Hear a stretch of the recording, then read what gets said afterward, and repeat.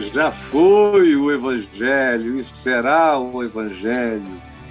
E convidem todos os amigos, compartilhem, entrem e digam amém. Oi, olha só o texto sobre o qual eu quero falar um pouco hoje aqui para nós, pedindo a Deus que me dê tempo. Eu me dê objetividade. Aqui no meu relógio são 10h25. Aqui no meu computador, 10h24. Então, eu vou tentar agir.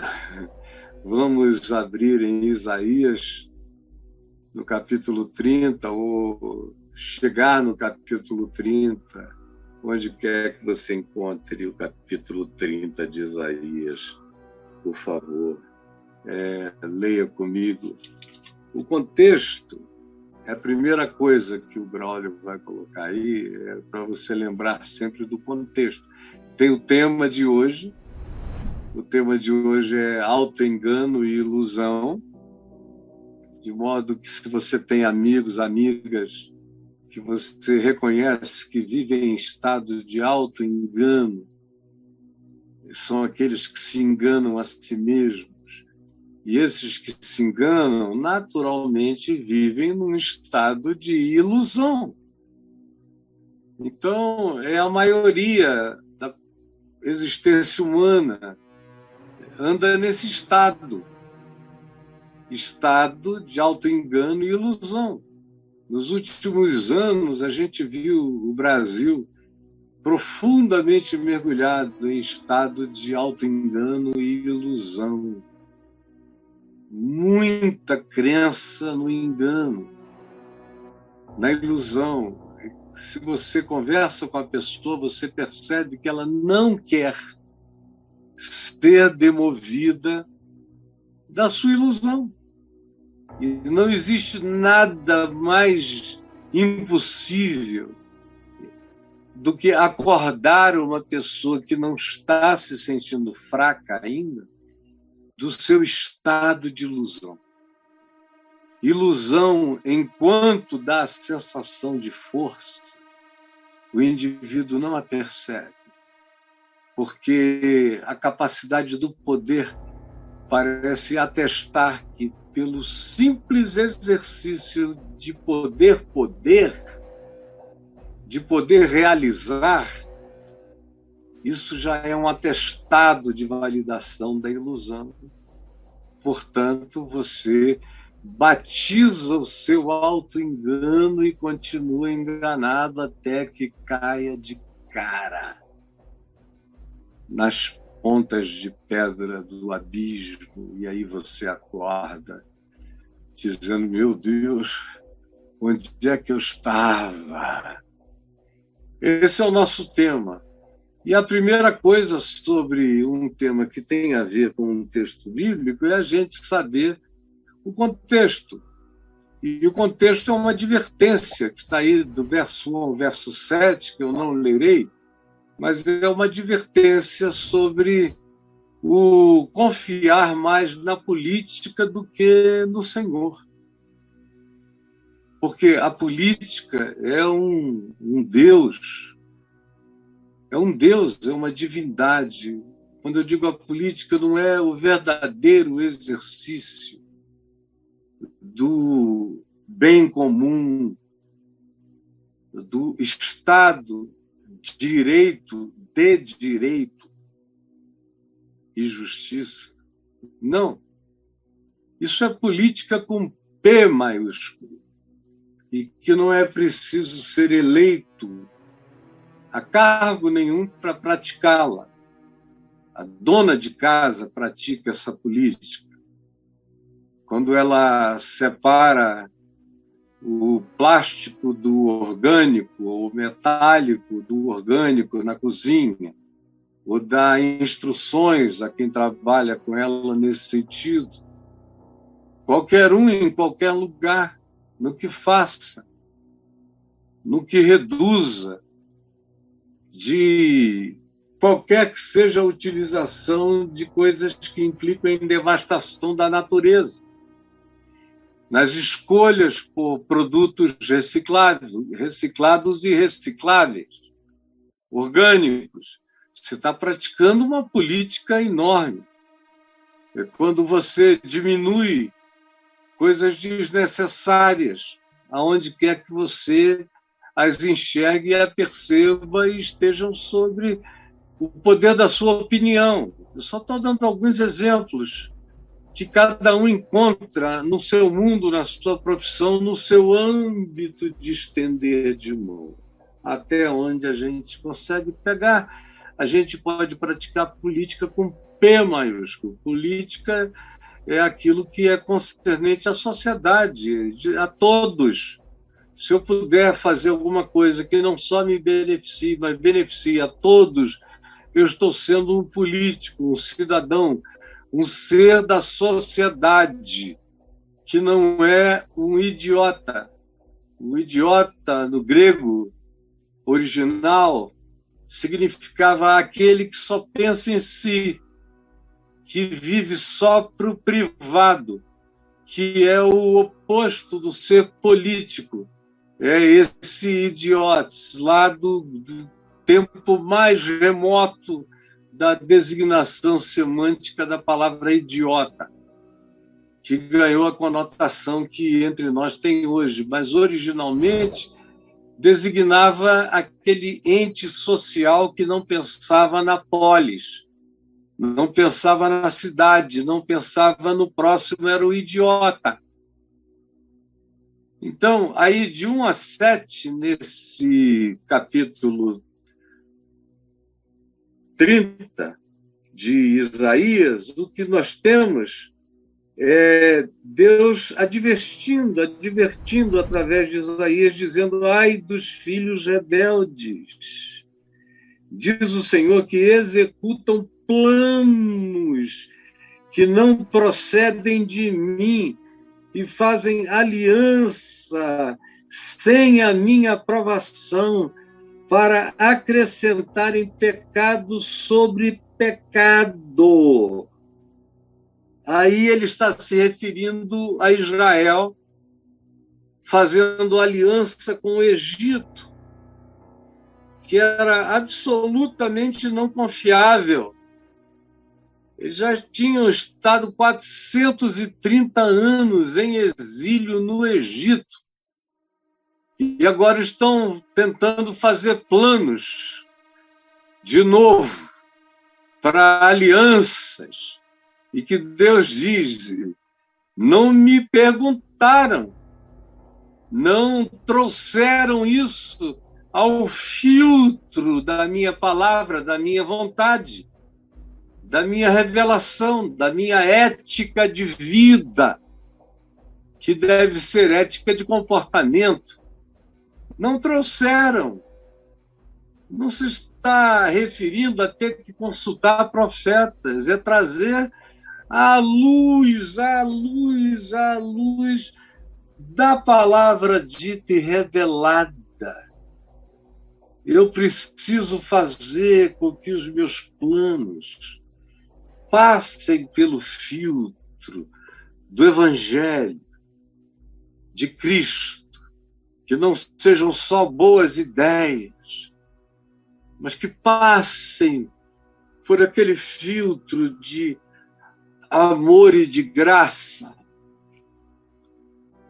E, do contrário, eu estou correndo o risco de cumprir os planos da emergência, da angústia, da necessidade, do pavor.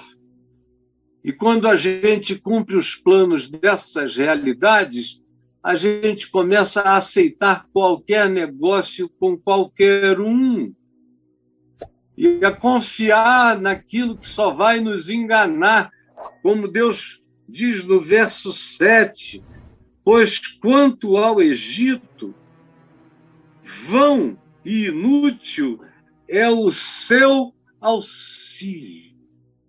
Quanto ao Egito, vão e inútil é o seu auxílio.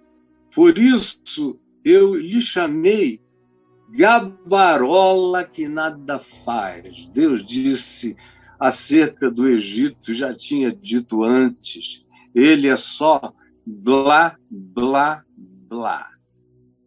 E vocês se entregaram e confiaram ao blá, blá, blá.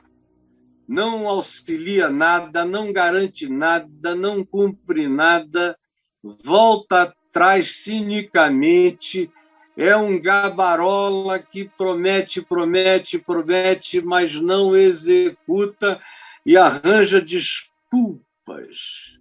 Esse é o gabarola. Quando eu era menino, aquele cara que se gabava, gabarola, é a palavra que define aquele que se gaba, vive se gabando, faz, fala, mas não acontece, mobiliza, mas não realiza.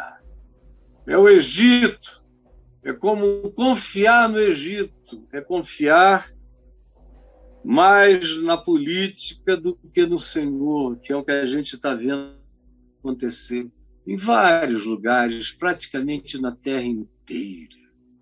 As pessoas estão matando e morrendo por causa de ideologias e vão se permitindo dividir pelas políticas do antagonismo e do ódio, que demandam fidelidade ao gabarola.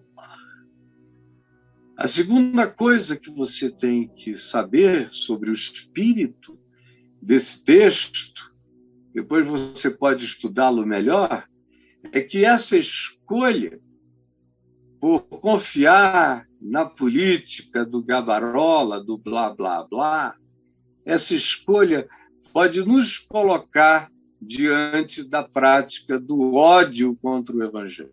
Aí você diz, mas como, cara? Eu só estou dando força, não é lá essas coisas, é um boçal, hoje eu percebo, mas e daí? Como é que isso pode me colocar contra o Evangelho? Eu, infelizmente, tenho que te dizer que já te colocou. Só em fazer essa escolha, o Senhor diz, se você tivesse comparado a sua escolha comigo, com a minha palavra, você teria visto que você estava escolhendo o anti-evangelho, o anticristo, a antipalavra divina. Eram planos contra tudo que eu ensino, mas vocês acolheram. E vocês criaram até profetas para dizerem o que vocês queriam ouvir. Essa escolha, portanto, pode nos colocar diante da prática do ódio contra o Evangelho. É contra o Evangelho porque é contra o que o Evangelho ensina. A sutileza é que tem gente que diz, não, eu amo o Evangelho, mas não conhece o Evangelho, não lê o Evangelho. Pensa que amar o Evangelho é frequentar um templo, uma igreja, é ser batizado, é cantar no coral, são essas bobagens. Não sabe nada, não sabem que amar o Evangelho é praticá-lo. E praticar o Evangelho não tem nada a ver com esses regimentos internos dos escribas e fariseus da religião. Tem a ver com a obediência pura e simples à palavra de Jesus. Isso é amar o Evangelho. Jesus disse, aquele que me ama, me obedece. Aquele que me obedece, demonstra que me ama. É simples assim. Então, essa escolha, pelo oposto do que Jesus ensina, pode nos colocar diante da prática do ódio contra o Evangelho, que é o ódio contra o que Jesus ensina. Embora você esteja dizendo que é Karl Marx, que é isso, que é aquilo. Eu não tenho nada a ver com Marx, mas eu tenho visceralmente, até a morte, tudo a ver com o Evangelho, com Jesus, com a pessoa dele, a quem eu sirvo, lúcida e conscientemente pregando o Evangelho há 49 anos. E eu sei que as igrejas estão cheias de gente que dizem que amam a Jesus, mas odeiam o ensino do Evangelho e o apelidaram de ideologia política só para não terem que cumpri-lo, que encará-lo, e não terem que se ajustar e se afinar pelo diapasão da voz de Jesus, da voz do Evangelho. Verso 8 nos diz: vai, pois, diz o Senhor a Isaías, vai, pois, escreve isso que eu estou te dizendo numa tabuinha, que era como se registrava algo num livro. Era o caderno de anotações. Vai, registra, escreve isso numa tabuinha. Perante eles, tem que ser na presença deles, escreve. Na presença deles, enquanto eles veem, enquanto eles assistem, escreve. Escreve-o num livro, denuncia, através da mídia que você tem, que você pode, para que fique registrado para o futuro. Escreve para sempre, escreve e ficará perpetuamente. Fala para que permaneça como o meu testemunho através da tua boca para essa geração que fez essa escolha de se colocar contra o Evangelho, com ódio do ensino, embora digam que amam o Evangelho. E aí vem a terceira coisa que você não pode esquecer. Quando você ler Isaías todinho aqui no capítulo 30. O ódio contra o Evangelho, fique sabendo, é uma escolha. É uma escolha. Quando a gente chega nesse ponto, a gente faz uma escolha. Tem uma via, a gente vê um monte de gente entrando por ela, entrando. Tem um monte de gente dizendo, vem, meu irmão, vem, nós vamos defender isso, aquilo outro. E o cara vai, em nome de políticas e de ideologias, vai, porque se pastores estão indo, se todos estão indo, eu vou também. E vai sem pensar, vai sem conferir, vai sem comparar com Jesus, vai sem ver se carrega características mínimas que sejam de Cristo, que nunca são conjugadas a ódio, a raiva, a mentira, nunca estão vinculadas à violência, ao arbítrio, nunca estão associadas ao estímulo, aos antagonistas, não criam inimigos, não inventam ódios que não existem, para criar uns discípulos soldados de guerras de ilusões. E aí se tornam anti-evangélicos, porque escolheram uma via que não carregava traços mínimos do evangelho. Eu não espero encontrar na vida uma via humana que carregue todos os traços do evangelho, mas eu nunca pisarei numa que carregue os traços anti-evangelho. E os traços anti-evangelho não são feitos de tradição, família e propriedade, ou designados pela luta do proletariado contra a classe industriosa, exploradora. São só ideologias, ou em favor do liberalismo, de qualquer que seja a natureza. Não. As marcas de Cristo têm a ver com amor, justiça, compaixão, misericórdia, verdade, fidelidade, lealdade, palavra, compromisso. Esses princípios mínimos de humanidade precisam estar presentes para que eu tenha a coragem de, entre aquilo que não é ideal, eu escolha o que seja mais próximo do que eu gostaria de ter. Isso é um critério mínimo para a gente usar num mundo caído. Não é quem vai ganhar, mas é quem, mesmo não indo ganhar, me apresenta uma plataforma de humanidade, de respeito. Lembre-se, eu estou falando, e o texto aqui de Isaías 30 está falando de como a política, como a escolha política pode afastar a gente de Deus e desenvolver o espírito do ódio ao que o Evangelho ensina sem a gente perceber. E agora eu estou dizendo que esse ódio contra o Evangelho tem a ver com as escolhas que a gente faz. Escolhas. Escolhas, olha, lê comigo, ouça o que eu estou dizendo. Não vá a lugar nenhum, preste atenção. Raramente você ouve a palavra do Evangelho com a clareza, com a verdade, com a simplicidade, com a cristalinidade, com a coerência bíblica, histórica e com a aplicação pertinente, como você ouve aqui, ouve sempre, ouve agora. Você era passar a convidar todos os seus amigos para que o bem que você recebe seja compartilhado com todo mundo. Ou pelo menos pegar isso aqui agora e compartilhar com todo mundo que você quer bem. E até com aqueles que te querem mal. Para que todo mundo saiba que o Evangelho determina as escolhas que eu faço na vida, todas elas.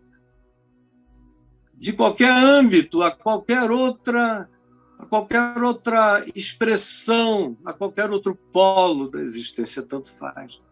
E aqui Deus está falando sobre política, sobre deixar de confiar e de olhar e buscar o reflexo de qualquer coisa em Deus e, sem olhar para ele, escolher o gabarola mentiroso, o Egito. Fizeram a escolha e a escolha os colocou na obediência daquilo que é anti-evangelho. Olha só o que diz do verso 9 em diante, preste bastante atenção, por favor, porque povo rebelde é este, filhos mentirosos, filhos que não querem ouvir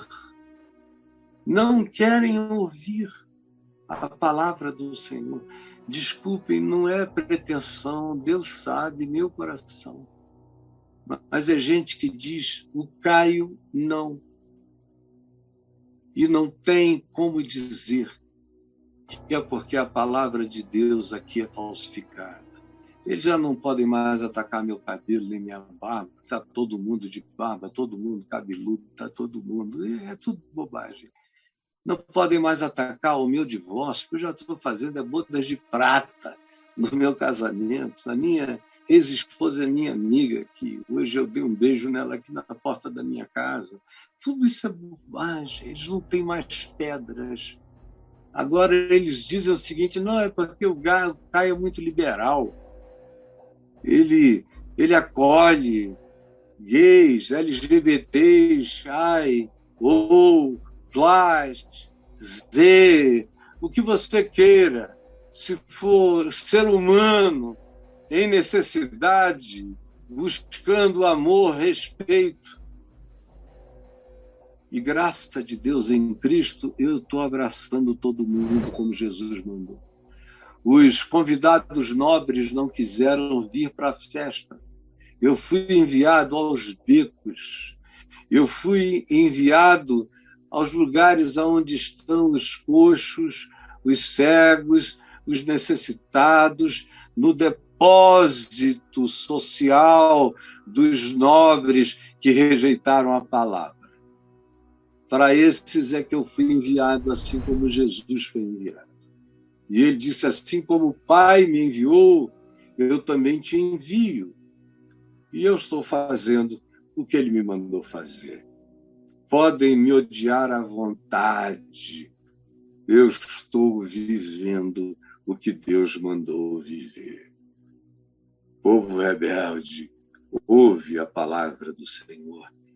Mas eles dizem aos videntes, que naqueles dias eram os que tinham visões, os que tinham percepções da realidade, percepções de Deus para a vida. E eles dizem aos videntes,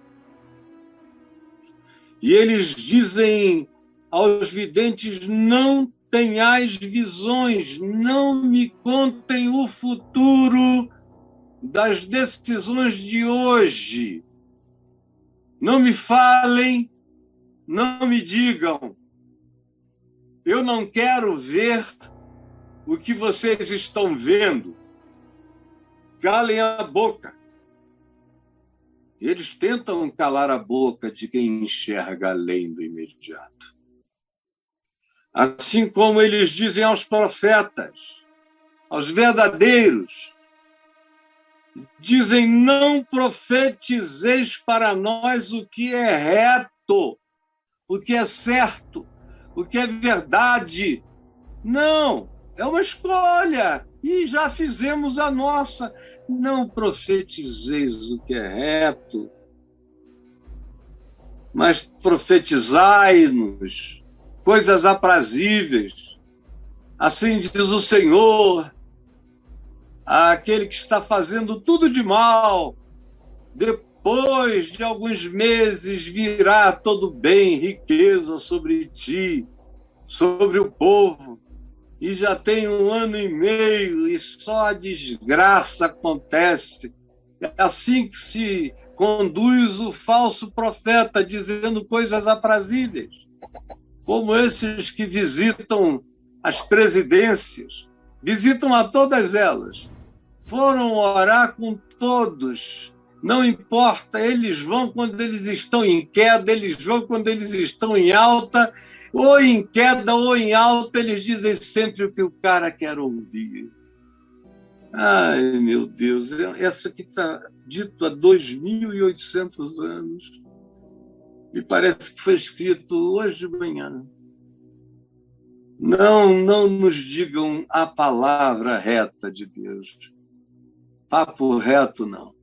A gente que só quer ouvir coisas aprazíveis.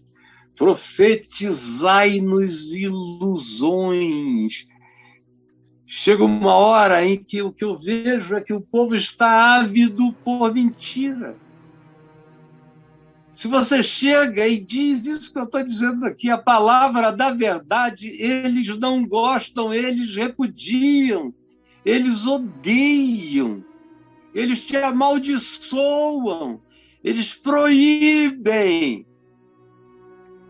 E diz, nós queremos ilusões, nós queremos palavras que nos ponham para cima, nós queremos coisa docinha, não importa se é veneno. Mas virem a boca da verdade para lá, profetizem-nos com o mel da mentira e das ilusões. E nos digam, desviai-vos do caminho. Que nos digam, esse negócio passou, desviai-vos da vereda, do caminho estreito. Não nos faleis mais do santo, santo, santo. E o santo, santo, santo entre nós é o que ressuscitou, incorruptível dentre os mortos. Não nos faleis mais do santo, do verdadeiro, pelo que assim diz o Senhor a eles. Mas a gente vai ver depois. Em quarto lugar, depois que você sabe que fazer a opção contra o Evangelho ou pelo não Evangelho é uma escolha sempre da nossa conveniência, da hora, ou da turma que a gente segue, ou da congregação, ou das obediências cegas, do não pensar, do desejo de ser levado, conduzido, da vontade de ser enganado, querendo que a mágica nunca seja descoberta e o mágico nunca seja desfaldado. Aí tem a quarta coisa a aprender, é que existir desse modo carrega sempre juízo divino. Existir desse modo carrega sempre juízo divino. Você pode pensar o que você quiser a meu respeito, mas eu estou te falando em nome de Deus. Do Deus que disse: passará o céu e a terra, mas as minhas palavras não passarão. Isso é um princípio. Não é uma lei de Moisés, é um princípio eterno. A lei de Moisés foi cumprida, não caiu nenhum Y, nenhum tio, não caiu nada. Jesus cumpriu tudo, o escrito de dívida na cruz. Agora, isso aqui é um princípio. Ninguém rasga, nem no céu, nem na terra. Tem a ver com o caráter de Deus no nível da subjetividade, onde a gente é julgado como Jesus ensinou, pelas obras do coração. Antes da palavra me chegar à língua, Ele, o Senhor, já a conhece todo. Portanto, existir contra os princípios do Evangelho carrega sempre o juízo divino. Constrói no Evangelho, você constrói na rocha e aguenta tudo. Constrói no não Evangelho, você constrói na areia e vai ser tragado, sugado no Pantanal. Veja só do verso 12 ao verso 14, o que nos é dito aqui. Pelo que assim diz o Senhor, o Santo,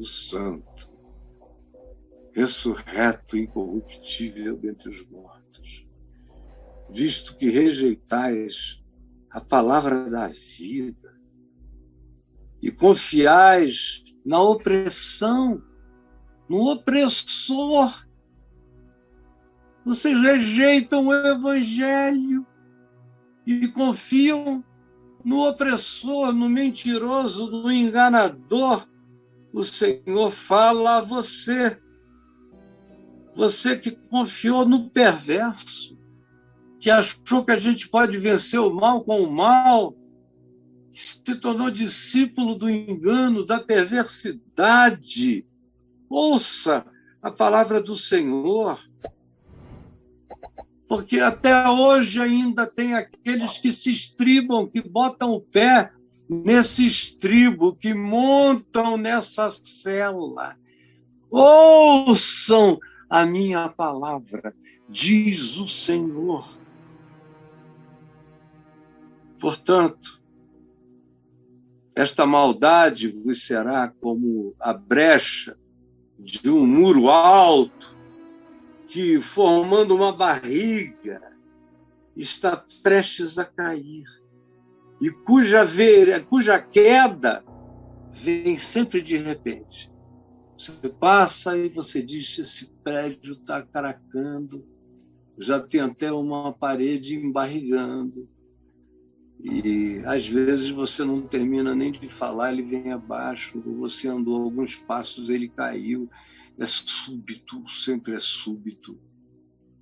Eu já vi tantos prédios virem abaixo, seja porque eu vi, ou seja porque eu assisti. E é tudo súbito, e as histórias são todas de subteza. Vocês, seguindo esta maldade, acontecerá que ela vos será como a brecha, um quebrado de um muro alto que começa a formar uma barriga que está prestes a cair e cuja queda vem de repente, vem zapt.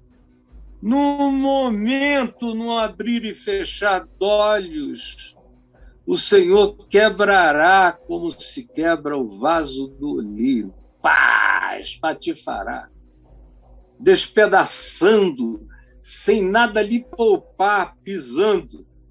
Não se achará entre os cacos um sequer que sirva para pegar um pouco de fogo na lareira ou para tirar uma água de uma poça.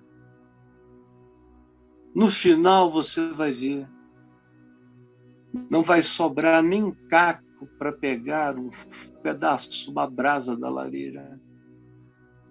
E não vai sobrar um caco para você matar sua sede. Você entregou seu coração, converteu seu coração ao não evangelho, seguindo homens, ideologias, filosofias, políticas. Você vai ver, inapelavelmente, o princípio é eterno e o seu resultado é inafastável, é irrevogável. Assim diz o Senhor. E aí, olha só o que ele prossegue dizendo. Porque assim diz o Senhor Deus, o Santo.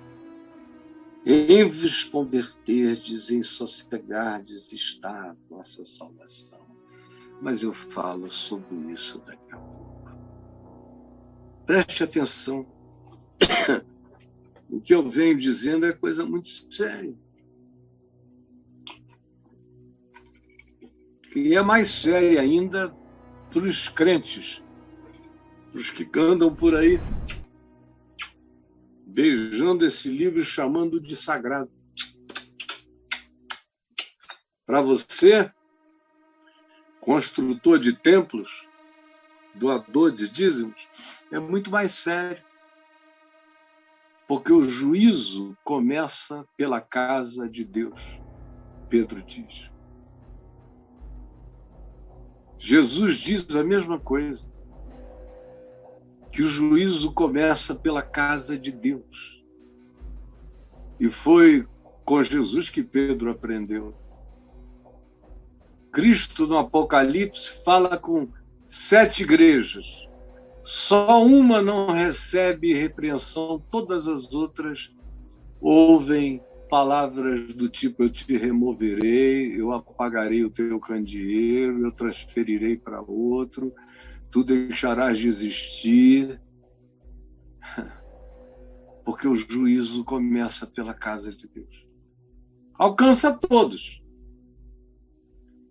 Mas quando é o povo de Deus que invoca o nome de Deus, que diz que representa Deus, que se torna a própria manifestação do anti-evangelho até para o mais seco dos seres humanos distantes, que olha e diz: meu Deus, que coisa horrível. Até o ateu confessa a Deus nessa hora: meu Deus, que vergonha de Deus. Até o ateu fica com vergonha de Deus quando olha para a gente. Porque a gente já carrega um juízo. É tão feio, é tão horrível, que até o que não crê em nada sabe, com certeza, que se Deus é Deus, isso vai acabar mal. A menos que Deus não seja Deus. Mas vai acabar mal. Aí vem uma quinta realidade, que você não pode esquecer, é que a consequência disso é enfraquecimento e morte. Como se disse lá, não vai sobrar um caco para pegar uma brasa, para começar um fogo no frio. Não vai sobrar um caco para se pegar de uma poça suja, um pouco de água para a gente sobreviver, um tanto mais. A consequência é enfraquecimento, enfraquecimento, enfraquecimento. Aí você diz, bom, mas a igreja está crescendo. Eu nunca vi a igreja diminuindo tanto. A igreja está inchando, enquanto a verdadeira igreja diminui. E se continuar sufocada por esses espinhos, ela morre. Aí você diz, mas Jesus disse, as portas do inferno não prevalecerão contra a igreja, mas a igreja com I maiúsculo. É a igreja que é corpo de Cristo, que vive Cristo e o Evangelho. Não são as agremiações religiosas com o nome de igreja, isso aí qualquer um cria. Você pode fundar uma e se dá muito bem, pode até ficar rico. Isso aí não é nada, isso é uma torcida organizada, isso é criar um time. Isso é como criar um partido. Depois que você tem um determinado número, ele ganha vida própria, entendeu? A igreja é a mesma coisa, é essas, das esquinas. Tem muita gente de Deus lá dentro, como Santo Agostinho disse que a igreja tinha muitos aos quais Deus não conhecia.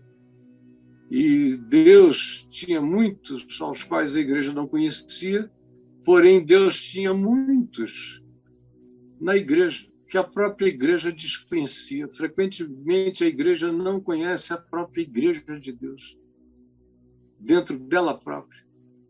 Ou até persegue, ou banaliza, ou põe no ostracismo, tem medo daquilo e daqueles que Deus chama meu profeta, meu povo, minha palavra. E aí, agindo assim, em nome de Deus que seja, ouvindo profecias falsas, visões de mentira, gritando aleluia nos eventos onde se promove poder do homem, da política e grana para aqueles que estão explorando você como capital humano. E você nem percebe. A consequência é que isso tudo vai mirrando, vai murchando, vai enfraquecendo, vai morrendo. Leia aí no verso 16 o que se diz. Olha só. Antes dizeis, não, não vai acontecer nada disso. Deus tinha dito, vocês têm que se converter à paz, à tranquilidade, à confiança. Aí ele diz, não, antes vocês dizem, sobre cavalos nós fugiremos, nós temos nossos meios, nossos recursos, portanto, fugireis. Eu garanto que vocês fugirão. Se é sobre cavalos, vocês vão saber, mas que vocês vão fugir. Vocês vão entrar em estado de agonia. E também vocês dizem, sobre cavalos ligeiros nós cavalgaremos. Deus diz, sim, ligeiros serão os vossos perseguidores, mais do que os vossos cavalos rápidos. Quando isso acontecer e o inconsciente coletivo se derramar, porque isso tudo está subindo, é muita maldade, é muita perversidade do povo em geral e do chamado povo de Deus.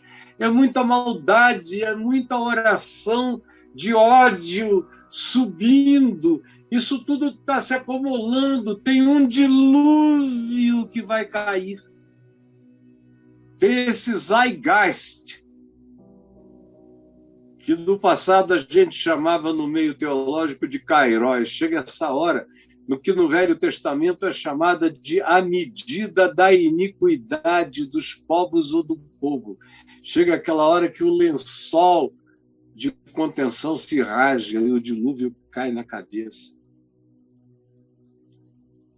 Nesse tempo, 1000 homens fugirão pela ameaça de apenas um ser humano.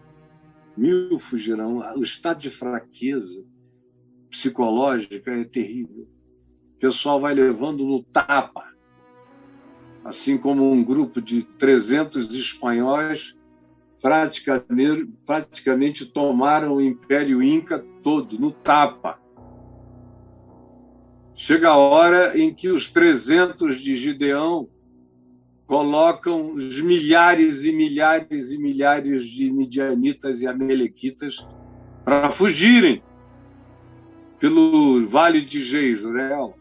Chega essa hora em que o grilo soa como se fosse o esturro de um leão, porque tem um medo assombroso plantado por Deus do coração, que nós vamos ver nos anos futuros, é muita fraqueza espiritual, psíquica, muita morte, muita frustração que vai levar ao suicídio, muita angústia, muita vergonha, muita gente que vai precisar se converter, senão vai morrer de tristeza em si mesma ou vai perder a fé por inteiro.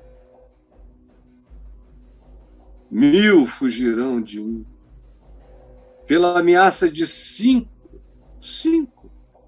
todos fugireis. 5 vêm e gritam, e todos saem na carreira, até que sejais deixados como o mastro no cume do monte, aquele mastro queimado, que um dia representou a cidadela, acabou tudo. Os símbolos, os estandartes, as bandeiras queimadas dos outeiros. Vai chegar esse dia. Não se engane. Aí vem a última coisa que eu quero que você anote hoje. Tá bom? Preste atenção. Deixa eu ver onde eu já estou. Ainda tenho um tempinho, vou terminar já já. Fique sabendo, todavia, olha aqui bem nos meus olhos. Você pode olhar nos meus olhos? Deixa eu tirar o óculos para você não ficar com esse reflexo aqui do azul, do roxo, sei lá que cor é essa. Olha bem dentro dos meus olhos. Você está olhando? O que você tem que saber é que a salvação desse estado vem da entrega ao amor e à graça de Deus. A salvação, existe salvação para esse estado, onde você se meteu. E não é uma mudança ideológica. É uma conversão, é um novo nascimento. Porque gente nascida de novo não entra nessas armadilhas. Gente nascida de novo tem a referência do Evangelho, do amor de Deus. Eu conheço uma quantidade enorme de teólogos que entraram na história inteira, e nesses dias também, em furadas escabrosas, cabulosas. Teologia não lhes falta, eles sabem ler no hebraico, no grego, fizeram cursos e cursos. Mas são os profetas de uma ideologia de mentira, de ódio, de arbítrio, de tirania. E como eu posso crer que eles nasceram de novo? Eles são mestres, alguns deles são mestres nas melhores instituições de ensino teológico, mas eles não compreenderam ainda. E aí, eu não posso crer que uma pessoa que genuinamente nasceu da consciência do Evangelho de Cristo e que tem a mente de Cristo forjada nele, seja capaz de abraçar aquilo que Cristo repudiava. Aquilo do que Jesus ficava longe. No entanto, existe arrependimento em relação a ter confiado no Egito. Seja qual seja o seu Egito, são muitos os Egitos que têm ganho as nossas confianças. Existe ainda a salvação desse estado, e a salvação desse estado vem da nossa capacidade de entrega, de se abandonar no amor e na graça divina. Vocês veem como as coisas que eu falo aqui A criança aí perto de você pode entender.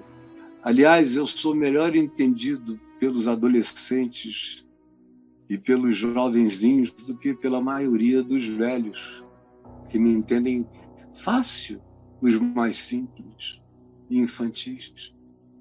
Tem uma salvação que vem dessa entrega ao amor e à graça. Olha o verso 15, olha que coisa linda esse verso 15. Hoje eu cheguei aqui, eu não sabia o que eu ia pregar, eu abri a Bíblia assim, não para achar o que eu ia pregar, eu só abri porque ela estava aqui, eu abri. Comecei a conversar com o Braulio, conversamos, e aí eu baixei os olhos e falei, peraí, deixa eu ver o que o Senhor me fala, e eu ia virar aqui para o Novo Testamento. Estava pensando, eventualmente, num texto aqui, quando os meus olhos de novo caíram sobre esse verso 15, que já me deu tanta paz na vida. Olha só como ele é marcadinho aqui na minha vida. No verso 15. Marcadinho. Em vos converterdes. Quem diz isso é o Senhor Deus, o Santo. Em vos converterdes. Converterdes é mudar tudo, é metanoia, é mudar a mente, princípios, significados, valores. Mudar, cara. Não tem ninguém me ouvindo aqui que não precise se converter. Jesus disse a Pedro, quando tu te converteres, fortalece os teus irmãos. Jesus disse a Nicodemos, tu és mestre, mas não sabes o que é nascer de novo. A gente tem sempre que aprender. Paulo diz, esquecendo das coisas que para trás ficam, eu prossigo para o alvo, para o prêmio da soberana vocação de Deus em Cristo Jesus. Isaías vai dizer aqui à frente, do capítulo 65, já não haverá memória das coisas passadas. É quando a gente se converte ao novo de Deus de tal maneira que o passado realmente existiu, a gente não perdeu a memória, mas a gente foi desemocionalizado dele, destraumatizado dele, por causa do nosso mergulho nas águas da vida, do rio da vida, mergulho no amor e na graça de Deus. Em vos converterdes e em sossegardes, olha que coisa mais linda. Eles estavam naquela dúvida, Egito tem que nos salvar, o programa do Egito, os planos do Egito, o projeto do Egito, os nossos planos com o Egito, nós dando apoio ao Egito, o Egito dando apoio a gente, será a nossa salvação. E aí chamaram os pastores que podiam dizer amém, aleluia, os videntes que podiam dizer eu vejo coisa boa, e foram e convenceram um monte, milhões a irem juntos, e agora estão no vale do engano. Mas o Senhor diz, hoje mesmo, se vocês se converterem, mudarem a mente, e se vocês sossegarem e confiarem em mim, nisto estará e está a vossa salvação. Na tranquilidade e na confiança está a vossa força. Mas até aqui vós não o quisestes. Mas a salvação está em se aquietar, em se converter, em sossegar o espírito. Está na tranquilidade que vem da confiança, na certeza de que Deus me ama, me vê, me cuida, e que os meus pecados estão sob a sua graça. Receberam um favor imerecido, foram justificados pela justiça de Deus em Cristo Jesus. Essa é a minha confiança. Daí vem o meu poder, a minha força. E eu quis ouvir isso. E estou fortalecido nisso para dar um grito e ver 1000 correrem. Ou para fazer parte de um grupo de 5 que expulsam a todos. Basta isso, o poder é simples e decorre daí. Aí vem o verso 18, olha só que coisa linda. O verso 18 diz: por isso o Senhor espera. O Senhor espera essa hora de vocês se converterem, de sossegarem, de confiarem, de desistirem dos cavalos, das fugas, disso tudo, de vocês verem que tudo isso não dá certo, é mentira, e escolherem a tranquilidade, a paz, o sossego, a confiança simples na soberania de Deus. Eu vejo hoje alguns queridos amigos presbiterianos que dizem que creem na soberania de Deus, fazendo associação política com o Egito, dando demonstração de que soberania de Deus para eles é só uma doutrina, não é uma verdade. Porque se fosse verdade, eles não estariam fazendo conluio com os poderes do Egito. Por isso o Senhor espera. Está esperando vocês se quebrantarem, vocês terem as piores experiências e entrarem em desespero. O Senhor espera para ter misericórdia de vós. É muito lindo. Vejam que não precisa ninguém ficar metendo a mão. Deus vai desenhando tudo no invisível. Usa o inconsciente coletivo, usa as dinâmicas fenomenológicas. Tudo isso está a serviço do Espírito Santo. Até que chegue aquela hora grave da agonia, sem reversão. Por isso, por essa hora, por esse tempo, o Senhor espera. Porque Ele sabe que vocês só começam a entender quando começam a se estripar. Por isso o Senhor espera, para ter misericórdia de vós, e se detém para se compadecer de vós. Ele se detém. O ímpeto era pá, mas ele tem domínio próprio. Porque ele está esperando o tempo em que vocês acordem, caiam em si, para ele ter misericórdia. Por isso ele se detém, porque ele tem o ímpeto de se compadecer, mas ele se segura. Ele queria intervir logo, mas ele se detém, ele espera. Ele não quer adular meninos que não cresçam nunca. Você entrou, você vai ter que viver a experiência até o fim, ou até se converter. Bem-aventurados, todavia, todos os que nele esperam. Todos os que nele esperam. Esses habitarão o Sião da paz. Mas em vos converterdes e em sossegardes está a vossa salvação. É assim que eu tenho que viver, hoje ou em qualquer tempo. Aprender a alcançar esse nível de consciência. Na tranquilidade e na confiança está a vossa força. Queira, deseje, assuma, hoje, agora, já, Jesus foi dito. Não há quem não possa ter entendido. E essa é a tua palavra.